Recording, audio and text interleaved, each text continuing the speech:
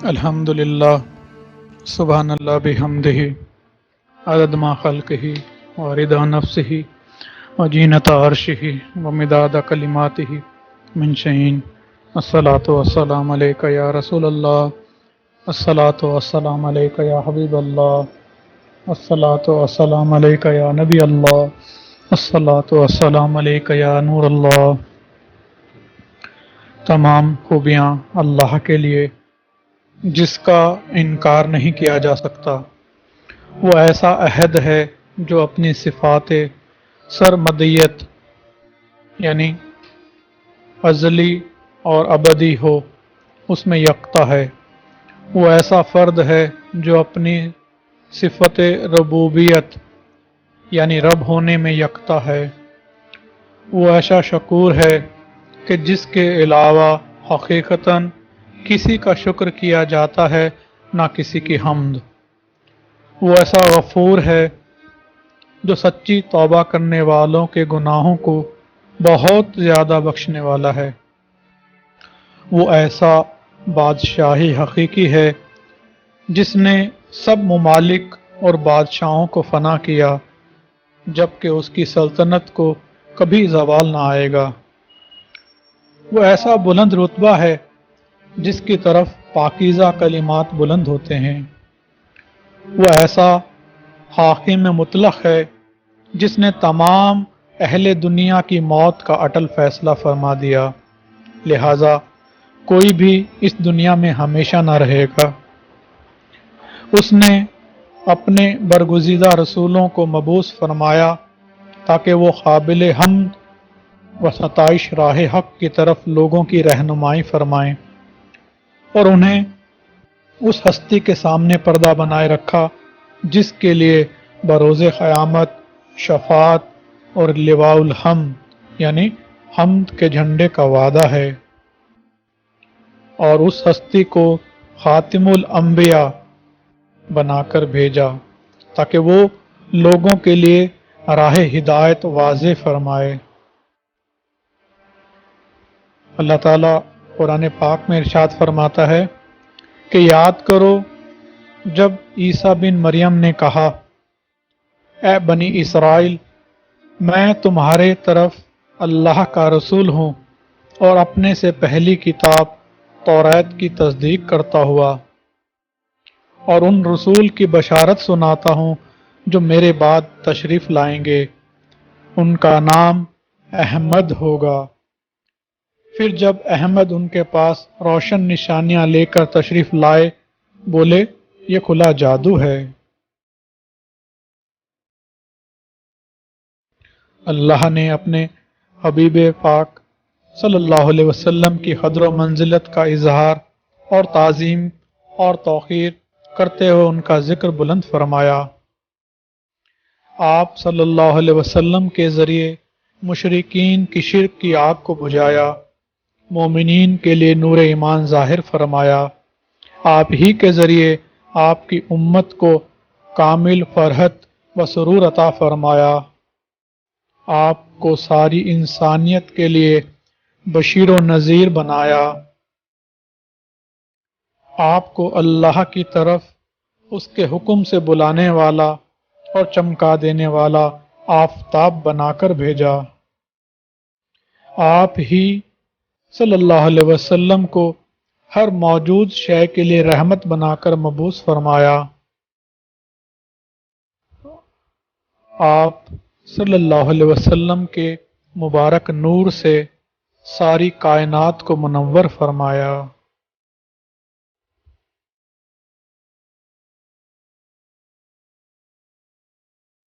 الحمدللہ آج انشاءاللہ تعالی ہماری ایک اور کتاب تکمیل کو پہنچے گی اگر اللہ نے چاہا تو بنا کوئی تاخیر کے چلیے سیدھا کتاب کی طرف آتے ہیں۔ فیضان چہل حدیث۔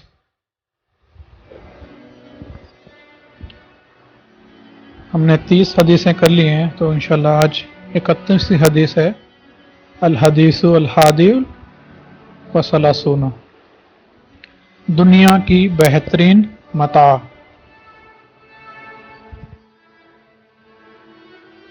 दुनिया की बेहतरीन मता क्या है?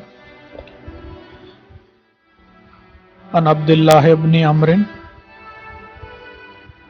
हज़रत अब्दुल्लाह बिन अमर से रिवायत है, अन्ना बेशक रसूलुल्लाह अल्लाह के रसूल ने क़ाला फरमाया, इन्नद दुनिया कुल्लहा, बेशक सारी दुनिया, कुल्लहा सारी दुनिया, मताउन मता है यानी जिससे फ़ायदा उठाया जा सके, वह और खैरु मताई दुनिया, दुनिया की बेहतरीन मता, अलमरातु सालिहतुन सालिहतु, अलमरातु अस्सालिहतु, नेक औरत है।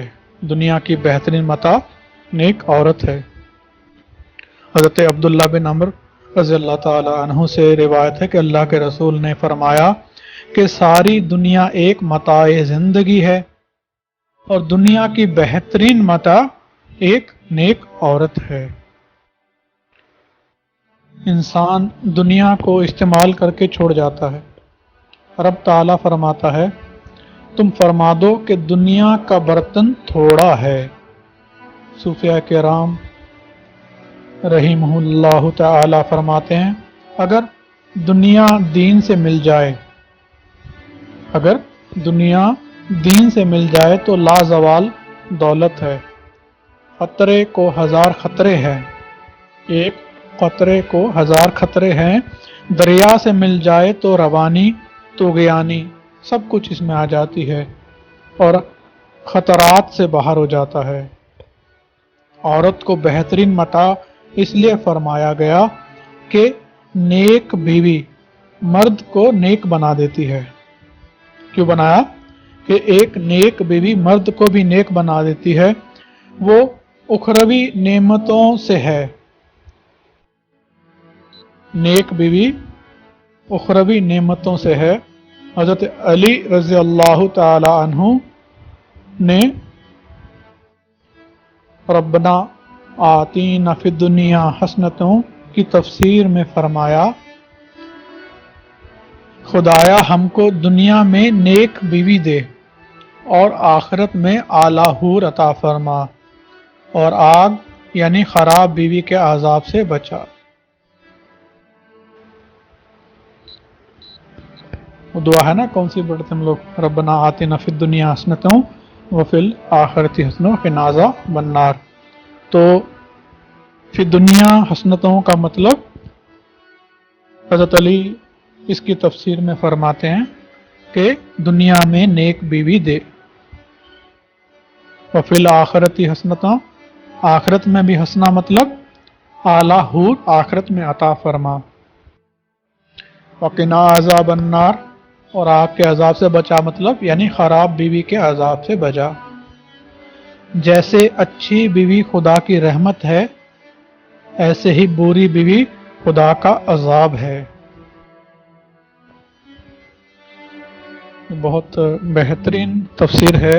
हज़रत अली इसके बारे में बयान फरमाते हैं कि अगर किसी के पास बीवी अच्छी है तो उसको ये खुशखबरी है कि अल्लाह की रहमत है उसके ऊपर, या फिर अल्लाह की रहमत की हमेशगी है।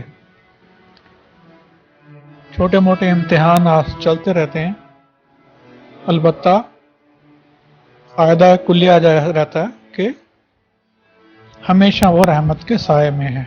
और दूसरी तरफ वईद भी आई है, अगर किसी के पास बीवी बुरी है तो कहीं ना कहीं उसके खुद के आमाल का अजाब है, वो खुदा का अजाब। उसको अपने अंदर गौर करना चाहिए कि मेरे पास अल्लाह की तरफ से ये जो हालात बने हुए, जो परेशानियां हैं, कहीं मेरे ही अमलों का जो है अल्लाह की तरफ से इताब तो नहीं है? बेशक है, वो अल्लाह की तरफ से आज़ाब है।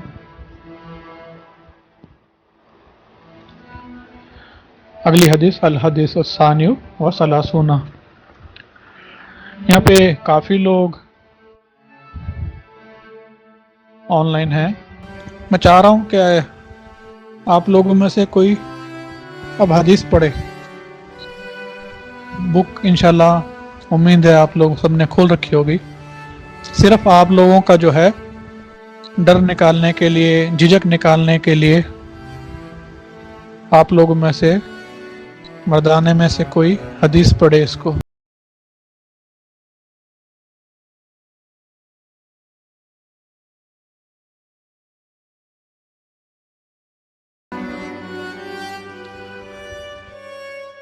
حافظ صاحب آن لائن ہیں؟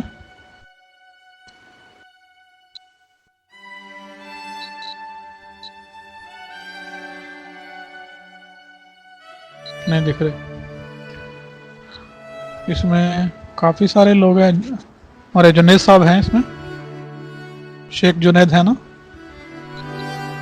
جی السلام علیکم. وعلیکم. ہمارے جنید صاحب کتاب کھول رکھی ہے آپ نے جی ہاں. حدیث؟ جی آپ جنید صاحب آپ یہ حدیث پڑھیے. اس کے بعد ہمارے احسن بھائی ہے، الیاس بھائی ہے اس میں، اور اس کے علاوہ محمد حسن ہے، رؤوف صاحب ہے، فخر الدین ہے، اور صدیق ہے، صدیق محمد. تو آپ لوگ، میں چاہ رہا ہوں آج اس میں حدیث پڑھیے.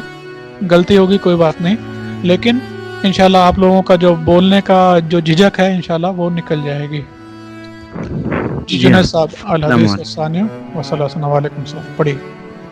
الحدیث الثانی والثلاثون. مہر. عن عقبۃ ابن عامر، حضرت عقبہ بن عامر سے روایت ہے. قال فرمایا، کہا انہوں نے، قال فرمایا، رسول اللہ کے رسول نے، الحق شروط، الحق شروطی، شرائط میں سے، احق احق شروطی، شرائط میں سے ہم ترین یہ ہے، ان توفو بھی، کہ تم پورا کرو، ما وہ شرط یعنی مہر، استحللتم بھی، جس کے ذریعے سے تم نے حلال کیا، الفروجہ، شرم گاہوں کو، ماشاء اللہ. جی ترجمہ بھی پڑھ دیجیے. با محاورہ ترجمہ. حضرت عقبہ بن عامر رضی اللہ تعالیٰ عنہ سے روایت ہے کہ اللہ کے رسول عز و جل صلی اللہ علیہ وسلم نے فرمایا، نکاح کی شرائط میں سے جس شرط کا پورا کرنا تمہارے لیے سب سے زیادہ اہم ہے، وہ وہی شرط ہے جس کے ذریعے تم نے عورتوں کی شرمگاہوں کو اپنے لیے حلال کیا. جزاک اللہ. ماشاء اللہ. اس کے بعد اگلی حدیث کے لیے ہمارے، میں ابھی جو نام بولا اس میں سے تیار رہیے. اس کی وضاحت میں پڑھ دیتا ہوں. یہاں پہ جو شرط کا ذکر آیا، اس شرط سے مراد مہر ہے، یعنی بیوی کا نان، نفقہ وغیرہ. مگر حق یہ ہے کہ اس سے مراد تمام وہ جائز شرطیں ہیں جو نکاح سے پہلے یا نکاح کے وقت لگائی جائیں. سب کچھ اس کے اندر آتا ہے.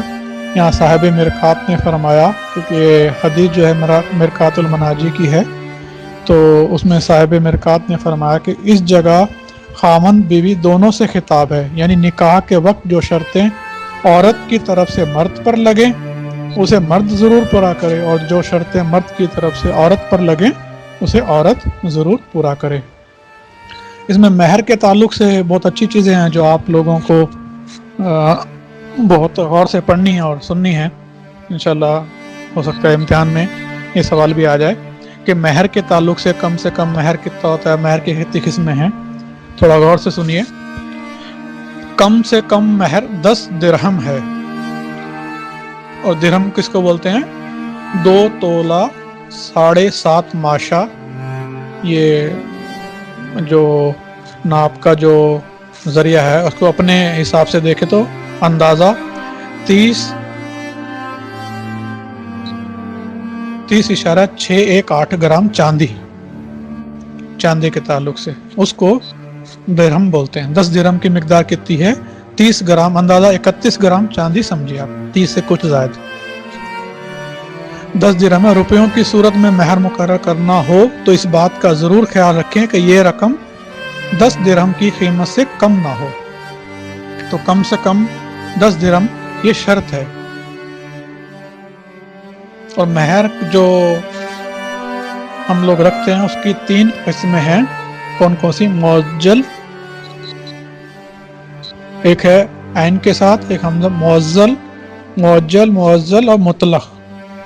مہر معزل وہ مہر کے خلوت سے پہلے دینا قرار پایا ہو. مہر معجل وصول کرنے کے لیے عورت اپنے کو شوہر سے روک سکتی ہے، اگرچہ اس سے پیشتر عورت کی رضامندی سے خلوت ہو چکی ہو. یعنی یہ حق عورت کو ہمیشہ حاصل ہے جب تک کہ وصول نہ کر لے.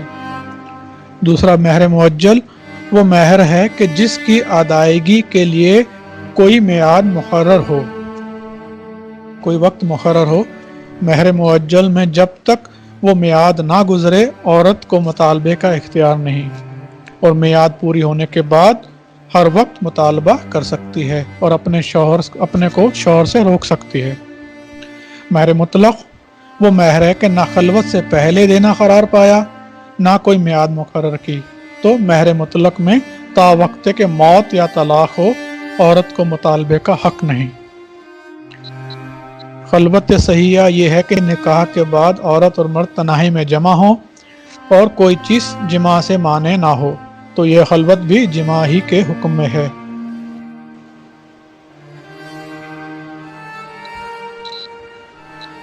موانع جماع 3 ہیں: معنی شرعی، معنی حسی، معنی طبعی.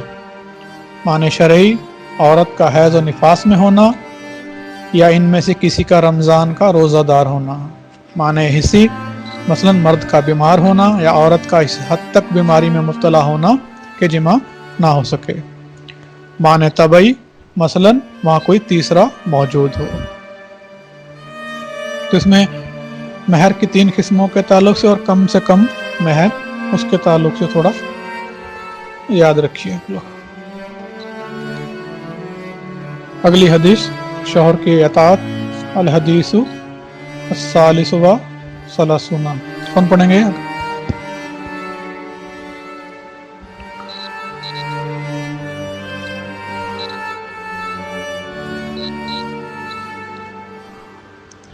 حدیث کوئی پڑھنے والے؟ کس کا نام لیا تھا میں اس کے بعد؟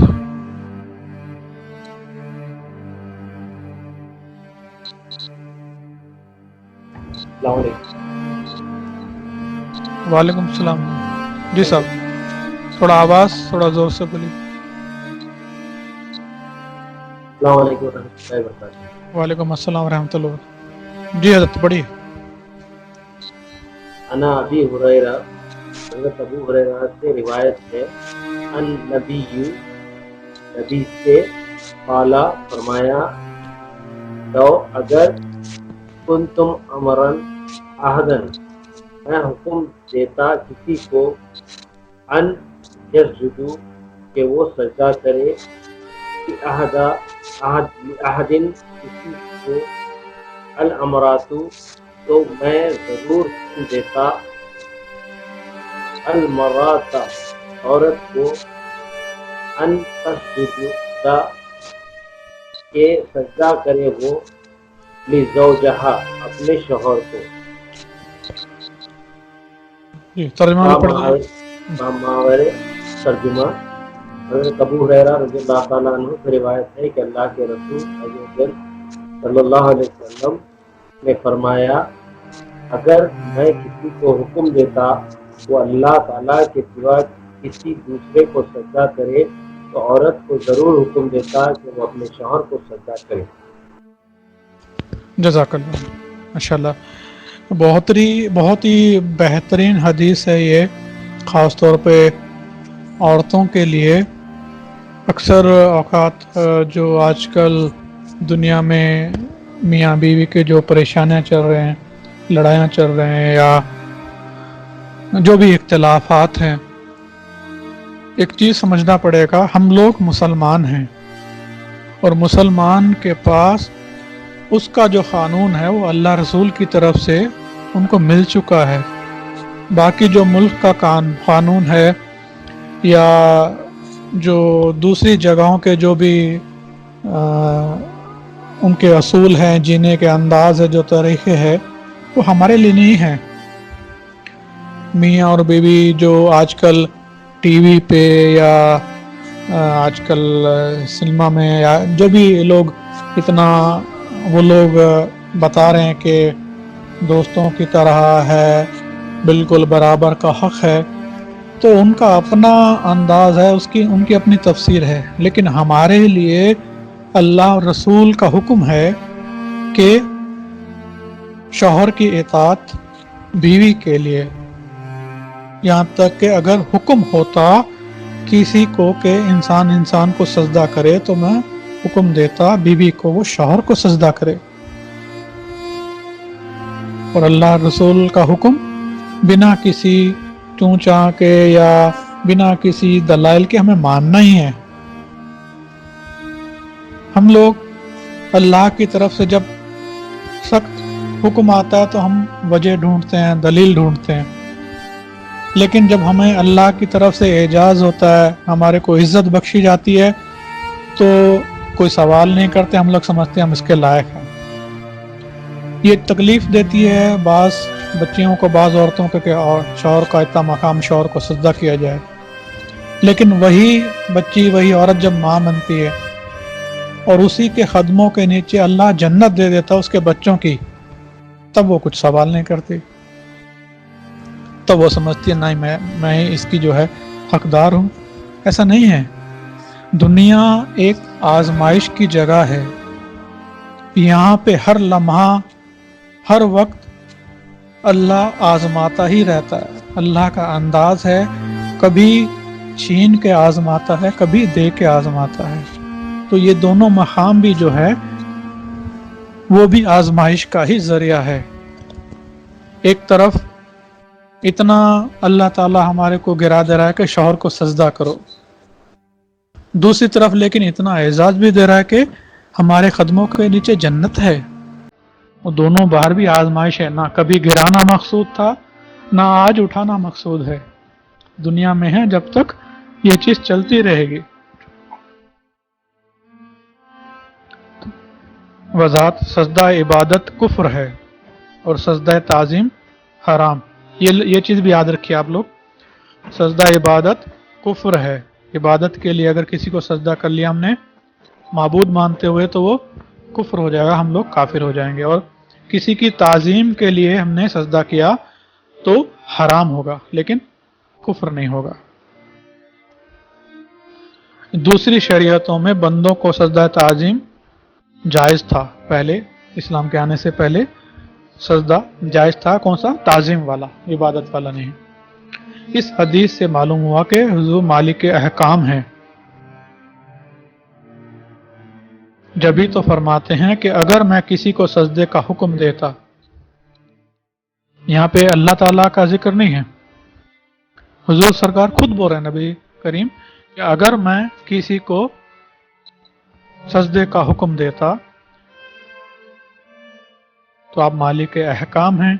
یہ بھی معلوم ہوا کہ خاوند کے حقوق بہت زیادہ ہیں، عورت اس کے احسانات کے ذریعے سے عاجز ہے، اس لیے خاوند ہی اس کے سجدے کا مستحق ہوتا ہے۔ خاوند کی اطاعت اور تعظیم اشد ضروری ہے، اس کی ہر جائز تعظیم کی جائے۔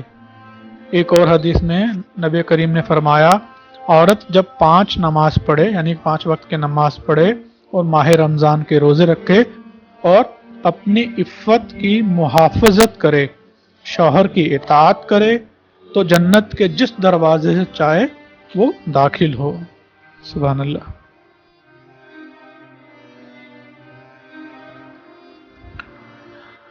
چلیے اب کون ہے اگلی حدیث؟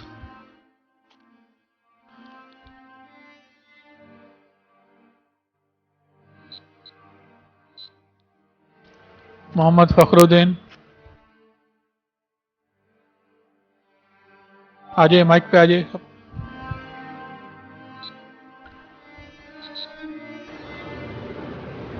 السلام علیکم۔ وعلیکم السلام جی صاحب، اللہ اچھا رکھیں جی۔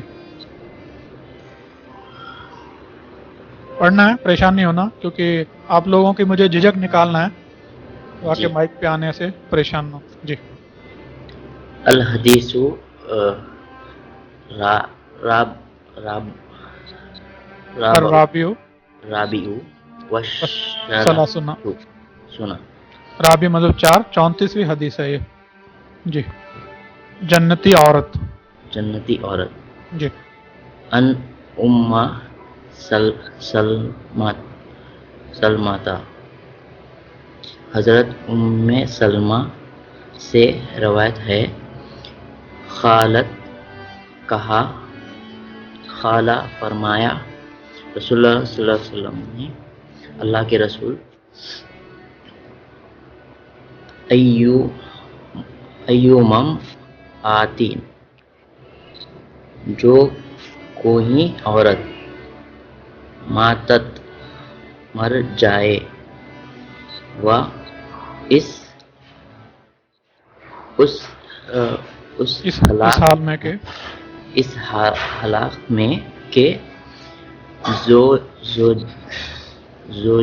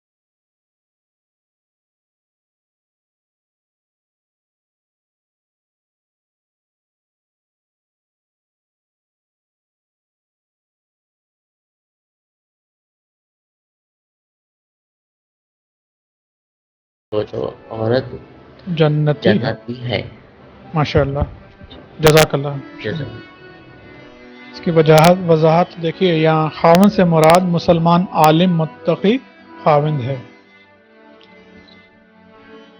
یہ قیود بہت ہی مناسب ہے کیونکہ بعض بے دین خاوند تو عورت کی نماز سے ناراض ہوتے ہیں اس کے گانے بجانے سنیما جانے اور بے پردہ پھرنے سے راضی ہوتے ہیں یہ رضا بے معنی ہے سمجھ میں آیا اس میں یہ جو شوہر اس سے راضی ہو کا مطلب شوہر جو خود ہے وہ خود متقی پرہیزگار عالم ہو جس کو معلوم ہو دین اور دنیا میں فرق ہے کیونکہ آج کل تو جو لوگ ہیں بیوی اگر بے پردگی سے گھومتی ہے تو الٹا خوش ہوتے ہیں ارے واہ ہماری بیوی تو ماڈرن ہے یا ہمارے بچے ایسے ہیں یا وہ ایسے ایسے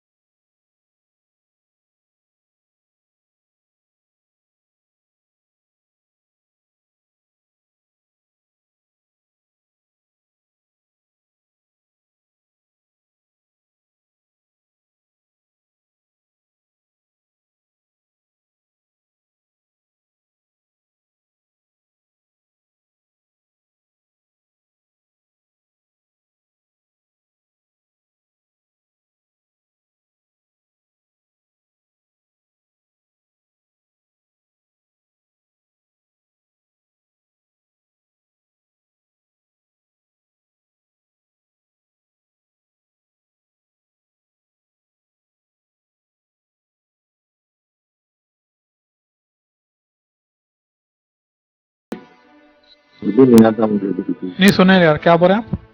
اردو مجھے نہیں آتا بالکل بھی. کسی اور کو سنے آ رہا ہے؟ میرے کو کچھ سمجھ نہیں آ رہا کیا بول رہے ہیں.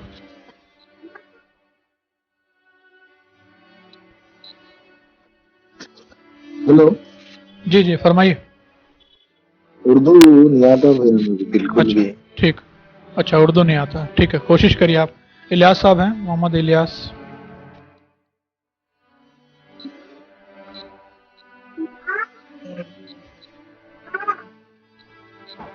جی بھائی. السلام جی السلام حضرت. علیکم. وعلیکم السلام جی حضرت پڑھیے. ہاں، یہ جنتی عورت کی بھائی یہ نہیں حدیث. نہیں نہیں، اس کے بعد پردے کے تعلق سے. اچھا، کیونکہ میرے کو جب سے نیٹ پر سب آ رہا جی جی دکھ رہا ہے آپ آن لائن آف لائن ہو رہے ہیں. ڈسکنیکٹ ہوتے جا رہا. ہاں، یہ پردے کی پڑھوں. جی جی پردے کی.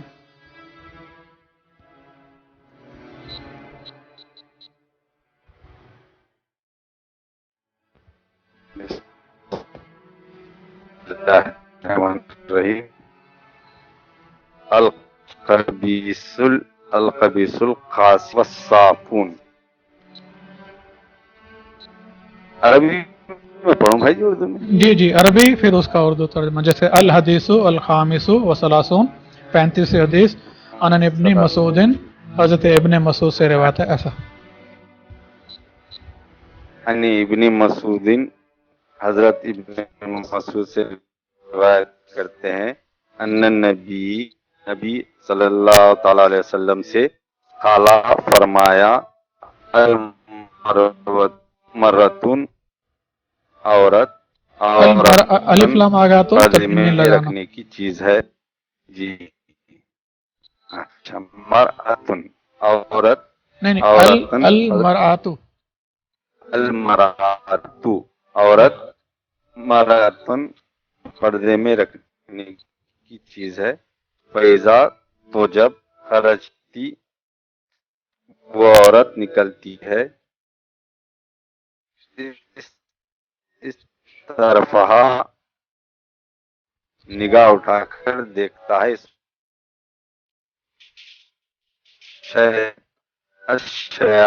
شیطان.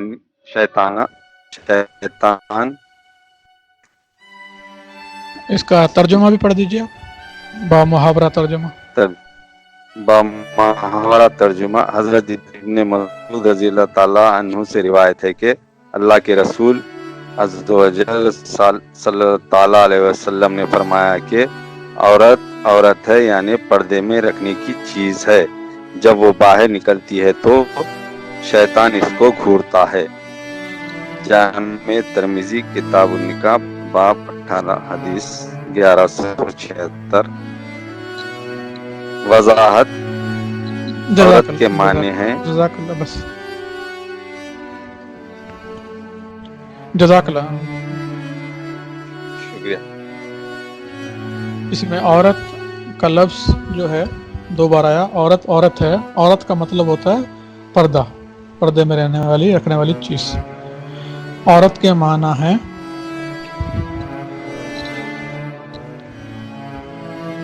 جی عورت کے معنی ہے یعنی جس کا ظاہر ہونا قبل آر اور شرم ہو. عورت کا بے پردہ رہنا میکے والوں کے لیے بھی شرم ہے، سسرال والوں کے لیے بھی.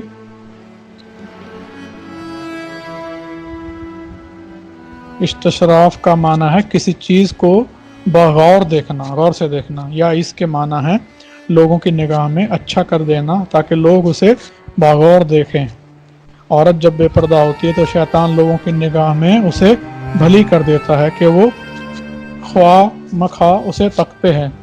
مثلا مشہور ہے کہ پرائی عورت اور اپنی اولاد اچھی معلوم ہوتی ہے، اور پرایا مال اور اپنی عقل زیادہ معلوم ہوتی ہے. نبی کریم صلی اللہ علیہ وسلم کا یہ فرمان ہے. یہ فرمان بالکل دیکھنے میں آ رہا ہے کہ بعض لوگ اپنی خوبصورت بیویوں سے متنفر ہوتے ہیں اور دوسری بدصورت عورتوں پر فریفتہ. آزاد عورتوں کے لیے منہ کی ٹکلی اور دونوں ہتھیلیوں اور پاؤں کے تلووں کے سوا سارا بدن عورت ہے. عورت مطلب چھپانے کی چیز ہے. آزاد یہاں غلام کی بات نہیں ہو رہی. آزاد جو عورت ہے چہرہ، دونوں ہتھیلیاں اور دونوں پاؤں یہ بنا پردے کے رکھ سکتی ہے. غیر محرم سے ان اعضاء کے سوا پورا بدن چھپانا فرض ہے غیر محرم سے. بلکہ جوان عورت کو غیر مردوں کے سامنے منہ کھولنا بھی منع ہے.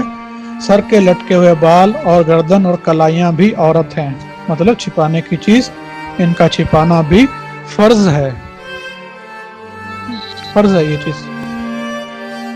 صرف 3 چیزیں عورت جو چاہے اگر دکھا سکتی ہے، چہرہ، دونوں ہاتھ اور پیر، بس. اس کے علاوہ بال وغیرہ بھی جو ہے، اگر بال لٹکے ہوئے کسی کو دکھ رہے ہیں تو وہ بدن ہی دکھ رہا ہے، فرض سے وہ چھوٹ رہا ہے، اس کا فرض، نماز بھی نہیں ہوگی اس کی. تو الحدیث والسادس ثلاث، عورت کا مرد کو دیکھنا. ان امی سلمہ تو انہا، حضرت ام سلمہ سے روایت ہے، انہا بے شک وہ، کانت عند رسول اللہ تھی اللہ کے رسول کے پاس، و میمونتا، میمونتو اور میمونہ بھی، قالت کہا، اقبلا آئے سامنے، ابن امی مکتوم، یہ ابن مکتوم جو ان کے بیٹے تھے وہ نابینا تھے. یہ کافی جو حضرت بلال کی اذان تو ہم لوگ پہچانتے ہیں، ان کے علاوہ 3 اور بھی بہت مشہور جو مؤذن تھے ان میں ابن مکتوم کا بھی نام آتا ہے، نابینا شخص تھے. تو وہ آئے، فدخل علیہ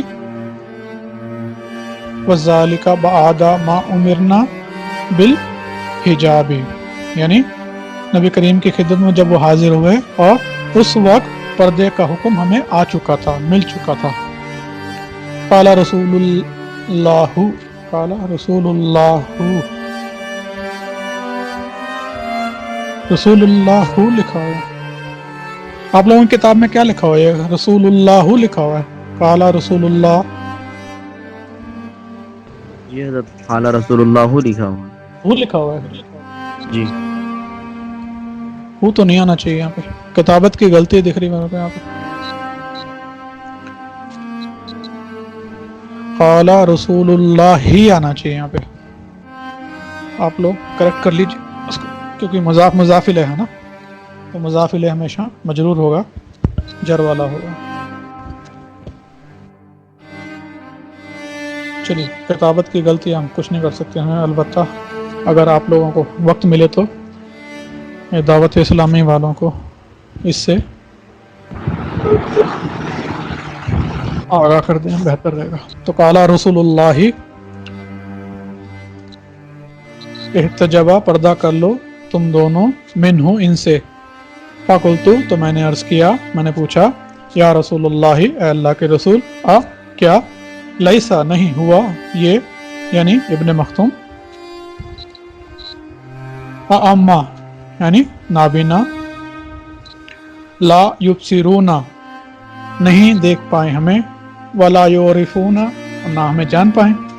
فقال رسول اللہ تو فرمایا اللہ کے رسول نے، اف امیہ کیا تم دونوں بھی، فا امیہ تم دونوں بھی نابینا ہو، و ان اور کیا، انتما تم دونوں، لستما کیا تم دونوں نہیں، تبسی رانی ہی دیکھتی ہو ان کو.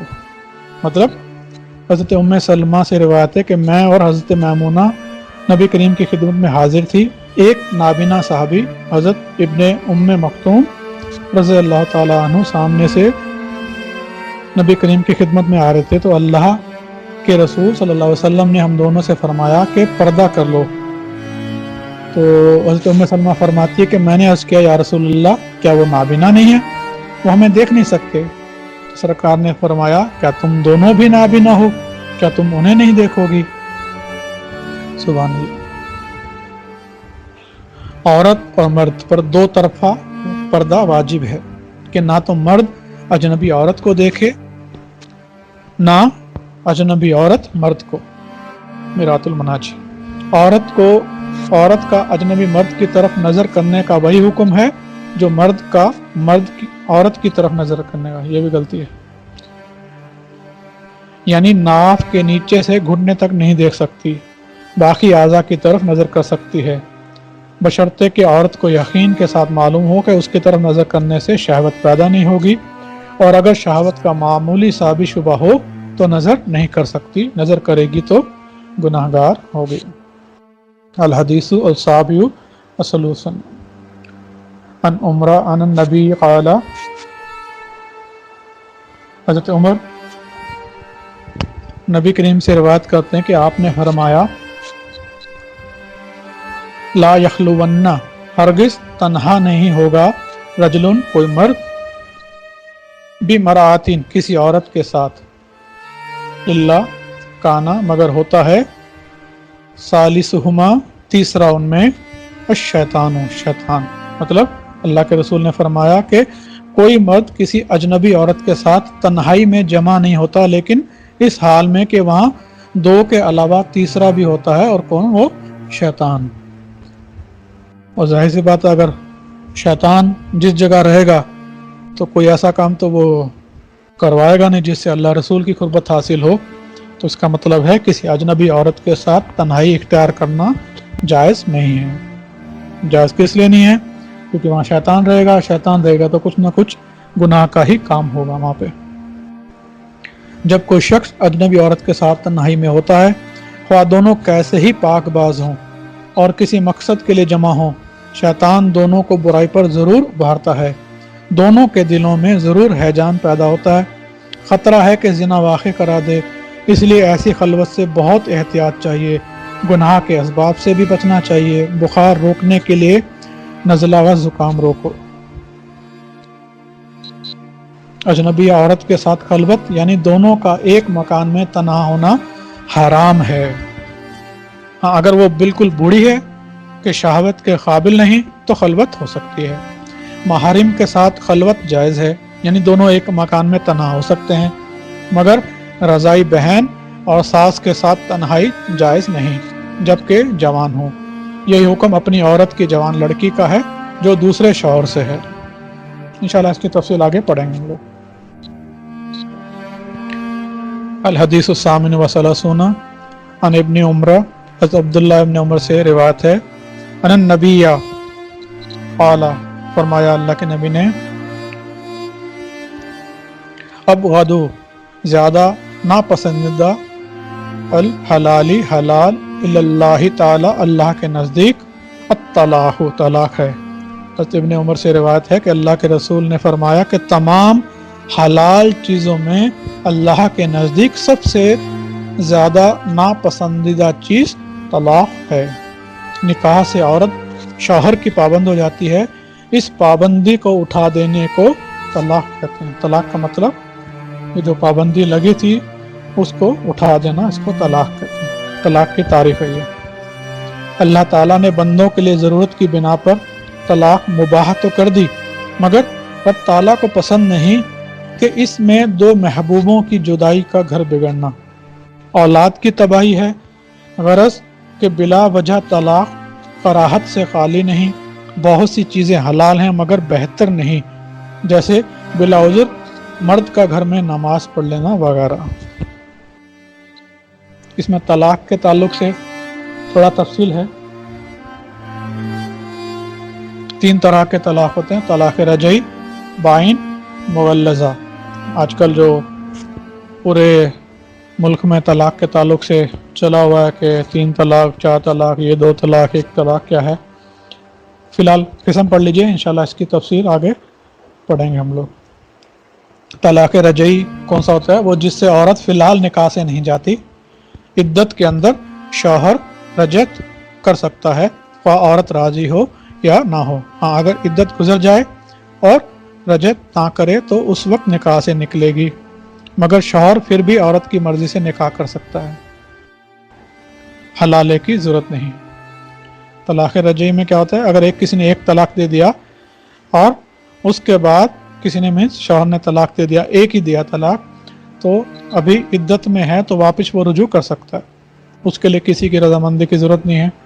कब तक? जब तक कि इद्दत ना गुजर जाए। इद्दत गुजर गई, शौहर से बीवी अलग हो गई, अब दोबारा निकाह करना पड़ेगा उसको।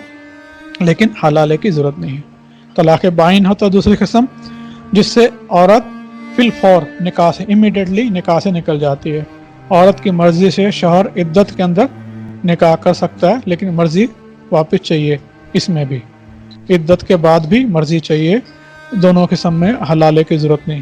تیسرا ہے مغلظہ، وہ کہ عورت فوراً نکاح سے نکل بھی گئی اور اب بغیر حلالہ شوہر اول کے لیے جائز نہ ہوگی۔ مسئلہ اگر عورت حاملہ ہو تو بھی طلاق واقع ہو جائے گا۔ الحدیث التاسع والثلاثون، بلا وجہ طلاق مانگنا۔ ان صوبان، حضرت ابو صوبان سے روایت ہے، قال قال رسول اللہ، فرمایا اللہ کے رسول نے، ایوب امراتن، جو کوئی عورت سالت سوال کرے، زوجہا، اس کے اپنے شوہر سے،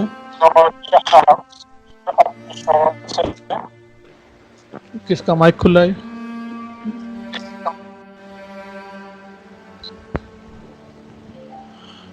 سوال کر لے اپنے شوہر سے، طلاقاً، طلاق کا، فی غیری ما باسن، بنا کسی وجہ کے، فحرام، پس وہ حرام ہے، علیہ، اس عورت پر، رائحۃ، خوشبو، الجنتی، جنت کی۔ حضرت صوبان سے روایت ہے کہ اللہ کے رسول صلی اللہ علیہ وسلم فرمایا کہ اگر کوئی عورت بنا کسی اجر معقول کے شوہر سے طلاق مانگے تو اس پر جنت کی خوشبو حرام ہے۔ یا وہ عورت مراد ہے جو بغیر سخت تکلیف کے طلاق مانگے، ایسی عورت کا جنت میں جانا تو کیا وہاں کی خوشبو بھی نہ پائے گی۔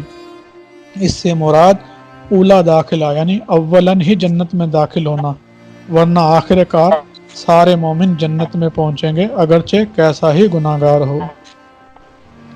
اگر زوج و زوجہ میں نا اتفاقی رہتی ہو تو یہ اندیشہ ہے کہ احکام شرعیہ کی پابندی نہ کر سکیں گے، تو ایسی صورت میں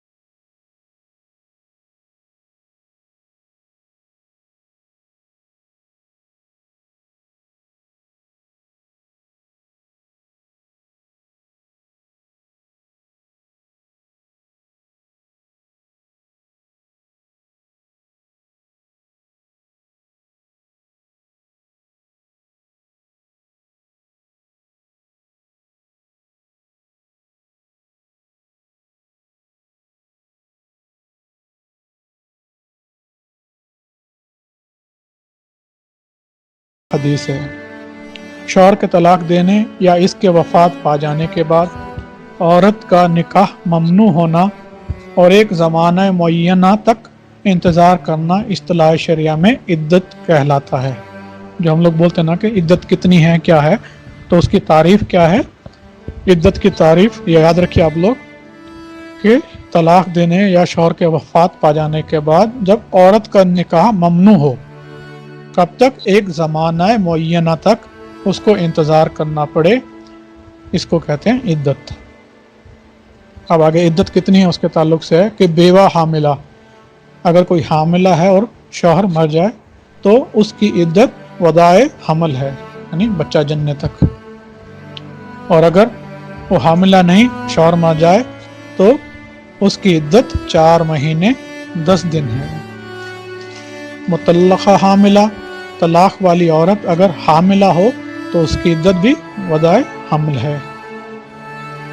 मुतल्लक़ा मदखूला गैर हामिला, तलाक वाली मदखूला औरत अगर आयसा बोलते हैं कि जो औरत बड़ी उम्र को पहुंच जाए और उसको हैज़ वगैरह आने की उम्मीद ना हो, अगर आयसा यानी 55 साल या नाबालिगा, तो उसकी इद्दत 3 महीने है कि हैज़ नहीं आ रहा तो गिनती जो है महीनों के हिसाब से होगी। और तलाक वाली मदखूला औरत अगर हामिला, नाबालिग या आयसा ना हो यानी हैज़ वाली हो तो उसकी इद्दत 3 हैज़ है। इसमें ख़ास बात है, ये हैज़ जो है 3 हैज़ का मतलब 3 माह में हो, 3 साल में हो या इससे ज़्यादा में हो, हैज़ का इंतज़ार करना पड़ेगा। मुतल्लक़ा गैर मदखूला, तलाक की इद्दत गैर मदखूला पर असलन नहीं अगरचे कबीरा हो, यानी उसकी कोई इद्दत नहीं। अल्हम्दुलिल्लाह, अल्लाह के फजल करम से हम लोगों ने आज ये हदीस की किताब भी मुकम्मल कर दी, और अल्लाह के करम से ये आखिरी हदीसों में बहुत ही जो हमारे रोज़मर्रा की ज़िंदगी में आने वाले मामलात हैं, हमारे रोज़मर्रा की ज़िंदगी में जो मामलात पेश आते हैं उसके ताल्लुक़ से बहुत सारी चीज़ें आई हैं। तो कोशिश करिए आप लोग इसको एक बार फिर थोड़ा गौर से पढ़ लें, तो इंशाअल्लाह ताला दुनिया में जो पेश आने वाले मामलात है उसके बारे में काफ़ी मालूमात भी हो गई है, इंशाअल्लाह आगे और भी होती रहेगी। अब उसकी तफसील पढ़ेंगे आगे के कोई भी चीज़ का जो है हुक्म कैसे निकालते हैं, हदीसों को दलील कैसे बनाते हैं, कुरान को दलील कैसे बनाते हैं, इंशाल्लाह अरबी ग्रामर के बाद वो चीज़ें देखेंगे।